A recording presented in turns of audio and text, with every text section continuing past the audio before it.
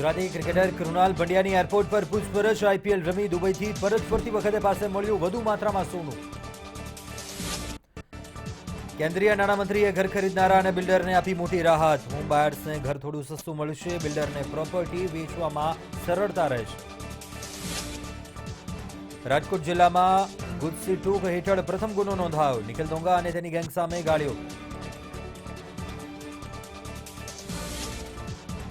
સુરતના સાંસદ દર્શના જરદોશને કોરોના તો રાજ્યસભા સાંસદ અભય ભારદ્વાજની તબિયત સુધરી। ફટાકડા, કાપડ સહિતની તમામ બજારોમાં ભારે ભીડ। કોરોનાના ડર વિના લોકોની બેફામ ખરીદી। 23 નવેમ્બરથી શરૂ થતી શાળા માટે સંમતિપત્ર આપવાનો વાલીઓનો વિરોધ। શિક્ષણ મંત્રીએ કહ્યું, અન્ય રાજ્યોમાં શાળા શરૂ થઈ ગઈ છે।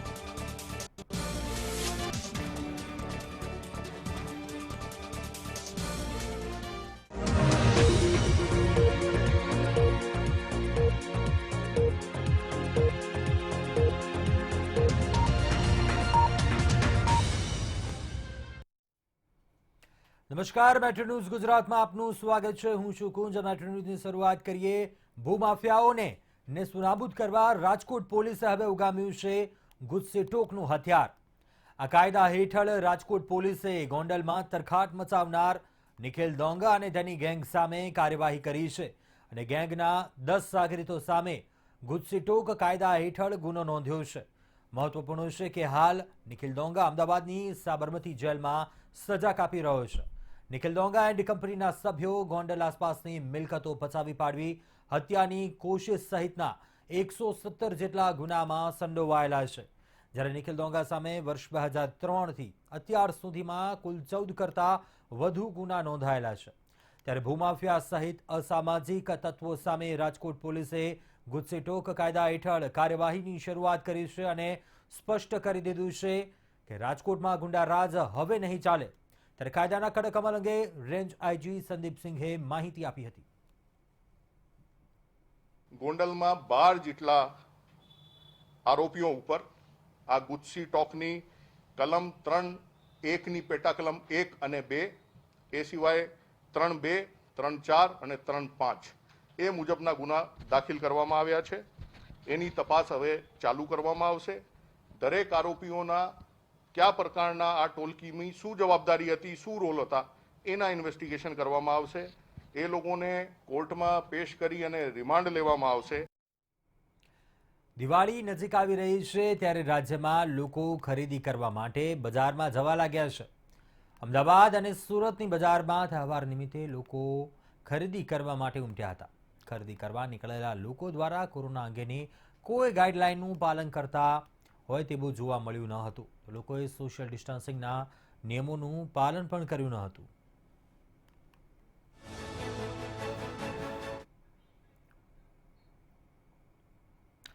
દિવાળીના તહેવારને આડે હવે ગણતરીના દિવસો જ બાકી છે।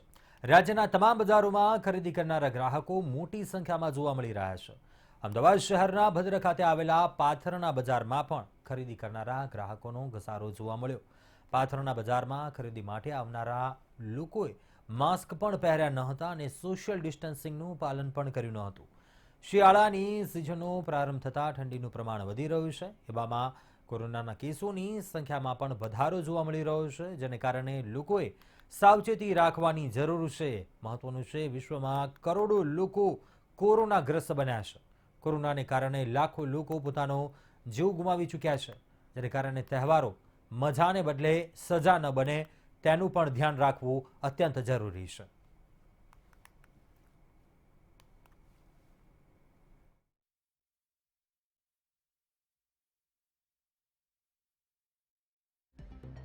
બીજી લહેર જોવા મળી રહી છે ત્યારે તહેવારો આવી રહ્યા છે, પરંતુ લોકો એ ભૂલી ચૂક્યા છે કે તહેવારોની ઉજવણીની વચ્ચે હજુ પણ કોરોના છે।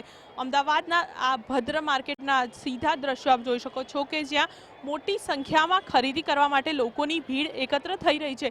ના તો લોકો સોશિયલ ડિસ્ટન્સનું પાલન કરી રહ્યા છે, ના તો પછી માસ્ક પહેરી રહ્યા છે। સાથે જ આ એ જગ્યા છે, અહીંયા આપ તંબુ પણ જોઈ શકો છો કોરોના ટેસ્ટિંગનો, કે જ્યાં સવારે 10થી 12માં કોરોનાનો ટેસ્ટ કરવામાં આવતો હોય છે, પરંતુ તેની જ આસપાસમાં આ પ્રકારે તમામ નિયમોના ધજાગરા ઉડતા પણ અહીંયા જોવા મળી રહ્યા છે.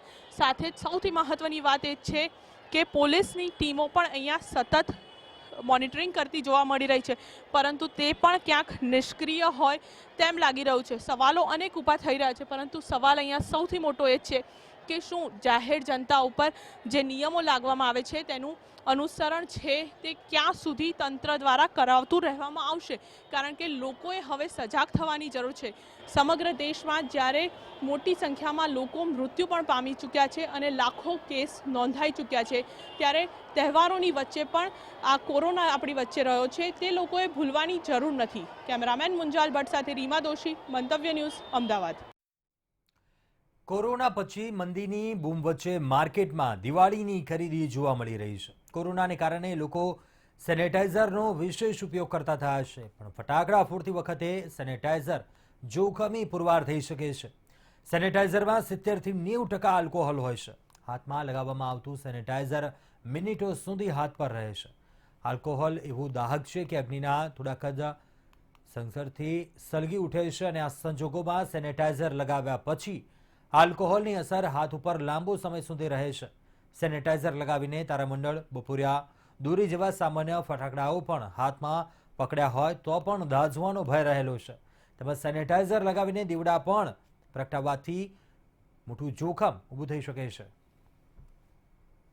તો સેનિટાઈઝરની અંદર આપણે ઇથાઇલ આલ્કોહોલ આવે છે, એટલે આલ્કોહોલનું પ્રમાણ ઘણું હોય છે, અને જ્યારે કંઈ પણ ફાયર થાય તો એ આગ પકડી લે છે. તો ફટાકડા ફોડતી વખતે ખાસ તો હું પોતે આંખના સર્જન છું, તો અમે દિવાળીમાં એટલા બધા કેસીસ જોઈએ છે કે જ્યારે ફટાકડા ફોડતા હોય તો એમના ફેસ પર, અને એમાં પણ જ્યારે આંખોનું ઇન્વોલ્વમેન્ટ થાય છે તો ઘણીવાર ફટાકડાને લીધે આંખો પણ બાળકની એમાં કીકી ફૂટી શકે છે. એના લીધે હાથ ચલવાની ને બધું એ થવાની બહુ શક્યતાઓ વધી જવાની છે. તો સેનિટાઈઝરનો ઉપયોગ કરીએ છીએ આપણે, તો એના લીધે ફટાકડા ઓછા ફોડો તો વધારે સારું રહેશે. મતલબ કે ના જ ફોડવા જોઈએ નાના બાળકોને એમાં. અને ફટાકડા ફોડીશું તો એના લીધે ધુમાડાના લીધે આપણે બ્રેથલેસનેસ ને બધું બી થવાનું છે. તો એના લીધે ફટાકડાનો ઉપયોગ ના કરવો વધારે સારું રહેશે.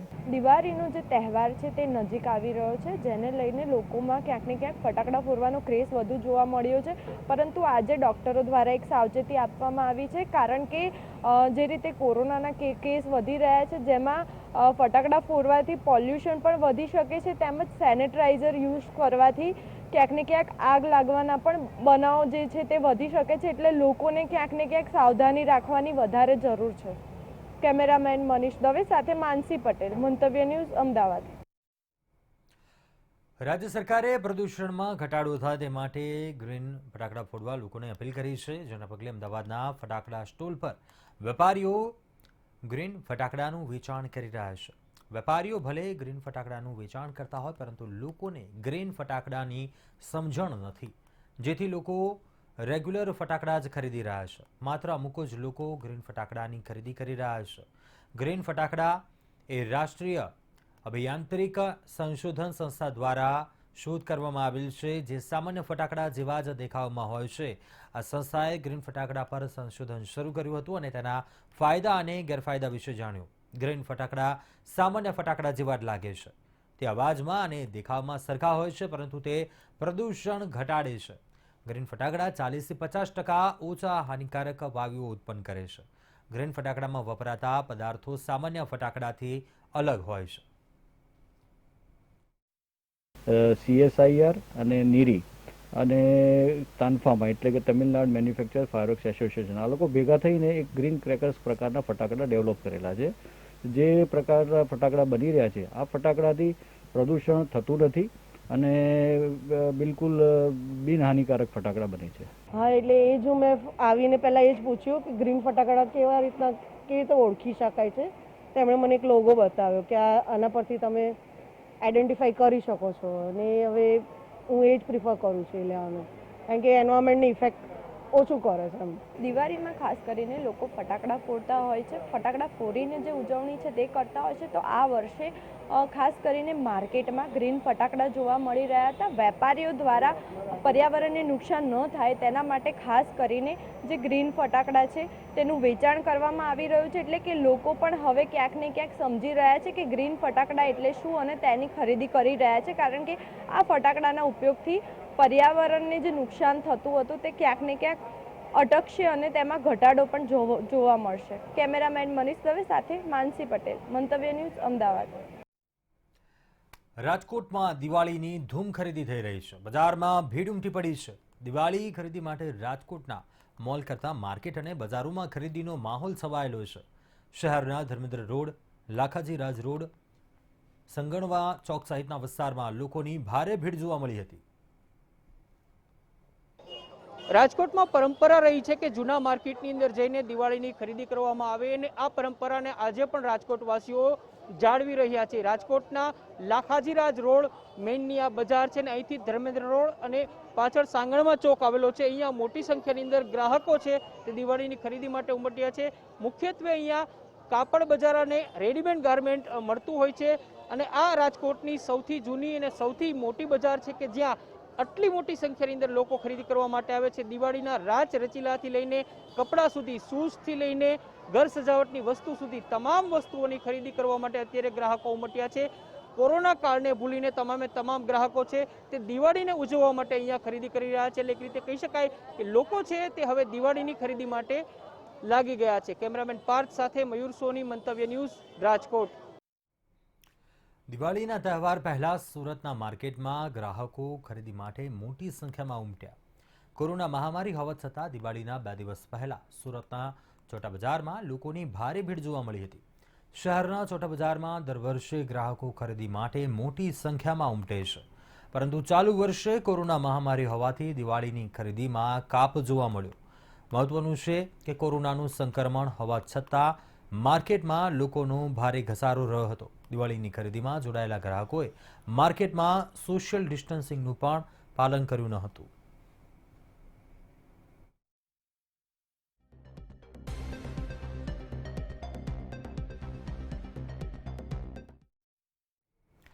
દિવાળી પર્વ નિમિત્તે લોકો સગા સંબંધીઓના ઘરે જતા હોય છે અને મીઠાઈ તેમજ નાસ્તો કરતા હોય છે. ત્યારે મઠિયા, ચોળાફળી, સુવાણી, પાપડ સહિતની ફરસાણની વસ્તુઓની માંગ સાથે બેકરી આઇટમની પણ માંગ વધી છે. વિવિધ જાતના બિસ્કિટ લેવા માટે ગૃહિણીઓ બેકરીની મુલાકાત લઈ રહી છે. ગૃહિણીઓ પોતાના ઘરેથી શુદ્ધ ઘી, ખાંડ, લોટ લઈ બેકરીમાં આપી જરૂરિયાત મુજબની પસંદગીના બિસ્કિટ બનાવડાવી રહી છે. જ્યારે બજારમાં મળતા અવનવા બિસ્કિટોએ આકર્ષણ જમાવ્યું છે, જેમાં નવરત્ન, કાજુ બદામ, ડિલાઇટ બિસ્કિટ લોકોને સૌથી વધુ પસંદ આવી રહ્યા છે. કોરોના મહામારીને કારણે વેપારીઓને વેપારની કોઈ આશા ન હતી, પરંતુ પરિસ્થિતિ પલટાઈ અને વેપારીઓને સારો વેપાર થવા લાગ્યો. શોપિંગ કરવા માટે આવ્યા છીએ અત્યારે, પણ એમ કે અમે કેવું કરીએ કે જ્યાં સારી વસ્તુને સરળ વસ્તુ મળતી હોય ત્યાંથી અમે ખરીદી કરીએ છીએ. અમે અહીંયા આગળ વર્ષોથી ખરીદી કરીએ છીએ, પણ અમારે એમ કે સોશિયલ ડિસ્ટન્સિંગ, માસ્ક પહેરવું, સેનિટાઈઝ કરીને અમે ઘરેથી આવીએ, બાકી અહીંયા આગળ આવીને કરીએ અને વસ્તુ સારી ક્વોલિટી મળે છે. કોઈ આપણા ઘેર મહેમાન આવ્યા હોય તો આપણા માટે એમ કે સારું છે, વસ્તુ અહીંયા આગળ સરસ મળે છે. અને અહીંયા આગળ અમે બીજું ખાસિયત એ છે કે અત્યારે ભીડ હોય છે, પણ અમે સોશિયલ ડિસ્ટન્સ અહીં જાળવી અને અમે બેઠા છીએ.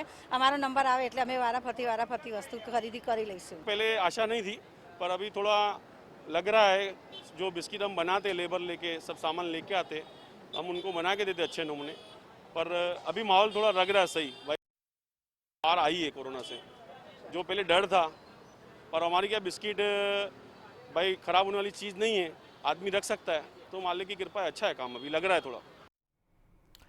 દિવાળી નિમિત્તે લોકો પોતાના વતન તરફ જઈ રહ્યા છે, ત્યારે અનલોક બાદ એસટી સેવા શરૂ કરવામાં આવી છે. આથી અમદાવાદ એસટી ગીતા મંદિર બસ સ્ટેન્ડ પર ભીડ જોવા મળી હતી. જોકે લોકોની ભીડ હોવા છતાં એસટી ખાતે ફરજિયાત કોરોના ટેસ્ટ ન કરવામાં આવતા લોકોમાં કોરોના અંગેનું જોખમ વધી ગયું છે.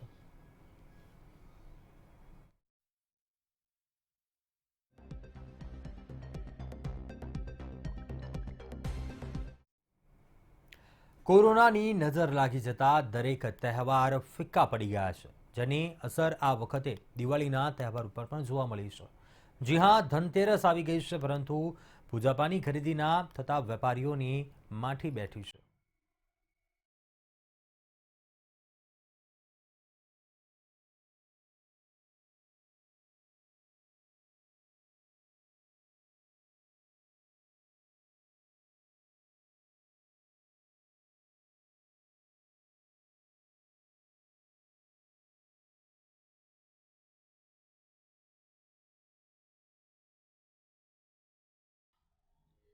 હિન્દુ સંસ્કૃતિનો સૌથી મોટો તહેવાર એટલે દિવાળી.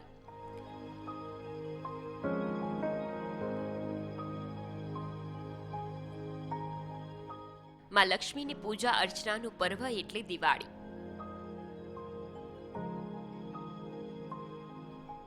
પરંતુ આ વખતે લાગ્યું છે કોરોનાનું ગ્રહણ.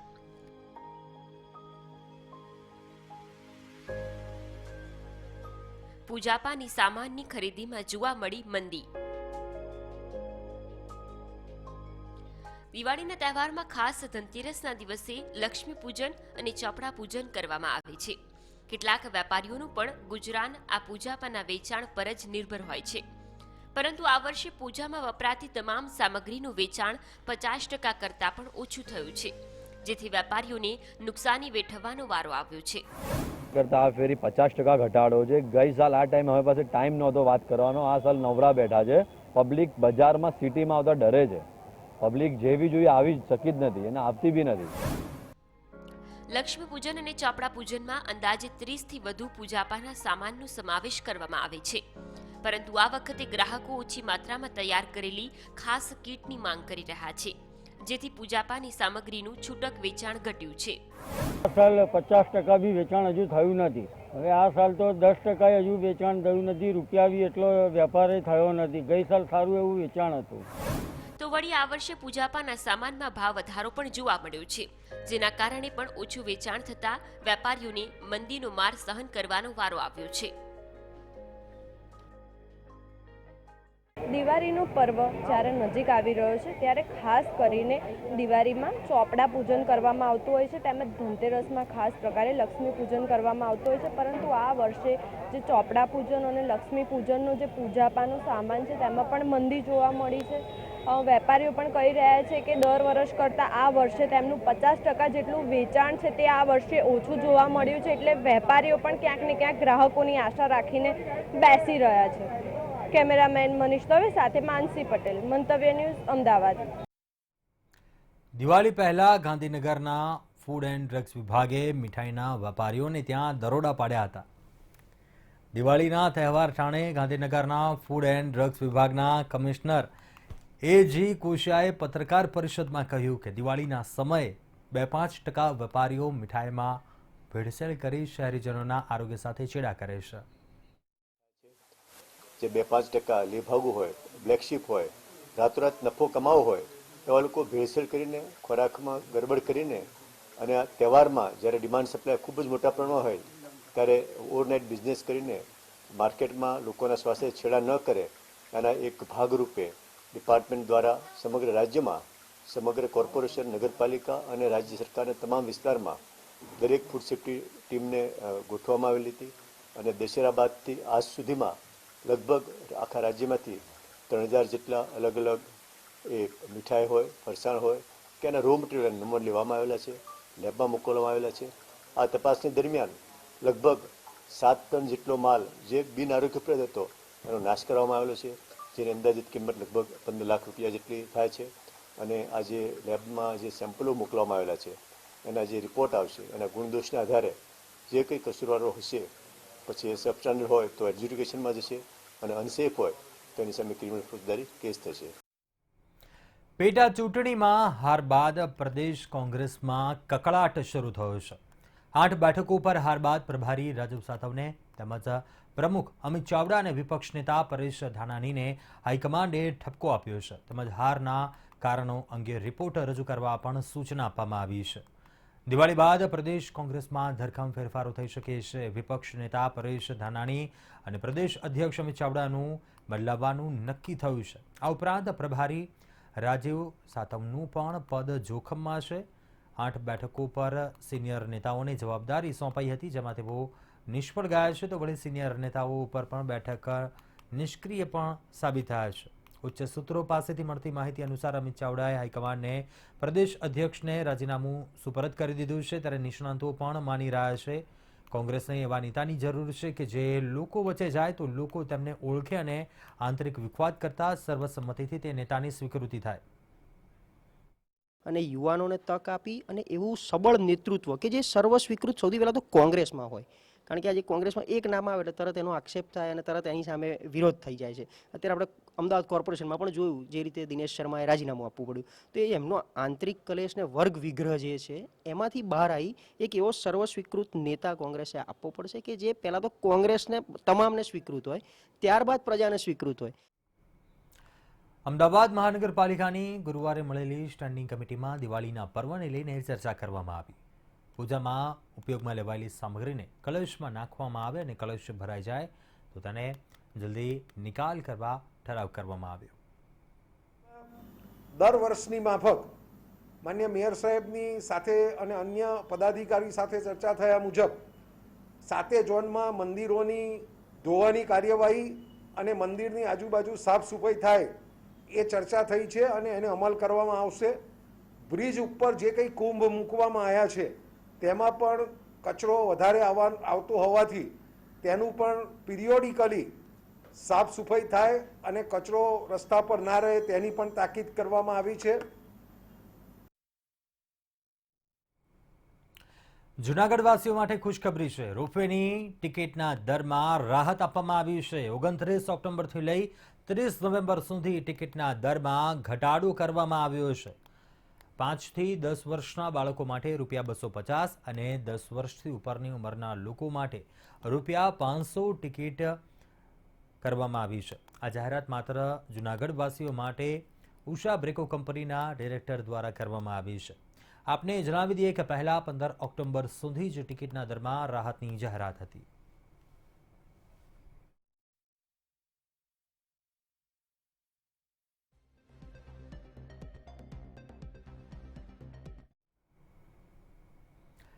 લાંચિયા બાબુઓની હવે ખેર નથી. એસીબી ઓફિસમાં ઇઝરાયલ ટેકનોલોજીથી ઇન્ટરોગેશન રૂમ બનાવવામાં આવશે, જે દેશમાં સૌપ્રથમ એલવી ટેસ્ટ એસીબી ઓફિસમાં થશે. આ ઓફિસમાં લેયર વોઇસ અને એનાલિસિસની સુવિધા ઉપલબ્ધ છે. લાંચિયા બાબુ સાચું બોલે છે કે ખોટું તેની ફોરેન્સિક તપાસ એસીબી રૂમમાં કરવામાં આવશે.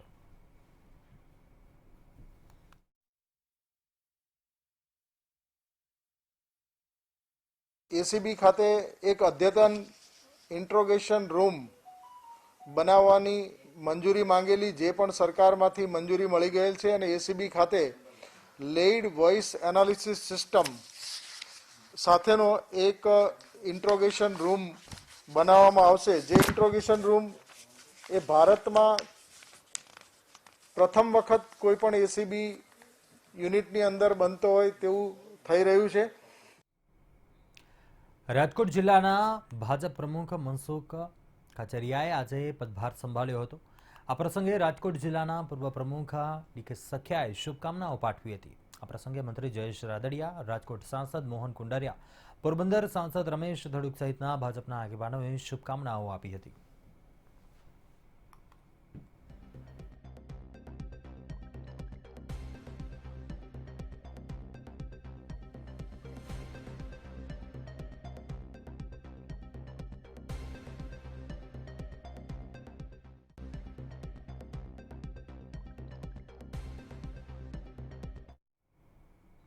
દેશમાં શાળા ખુલવા મુદ્દે આપણે પ્રથમ નથી. ઓક્ટોબર, નવેમ્બર અને અન્ય રાજ્યોની શાળાઓ ખોલવામાં આવી છે, જ્યારે રાજ્ય સરકાર એસઓપીની ગાઈડલાઈન મુજબ રાજ્ય સરકાર બાળકની સલામતીમાં કોઈ બાંધછોડ નહીં કરે.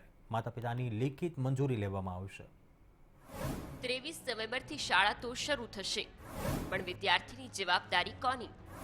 સંમતિ આપનાર વાલી બનશે જવાબદાર.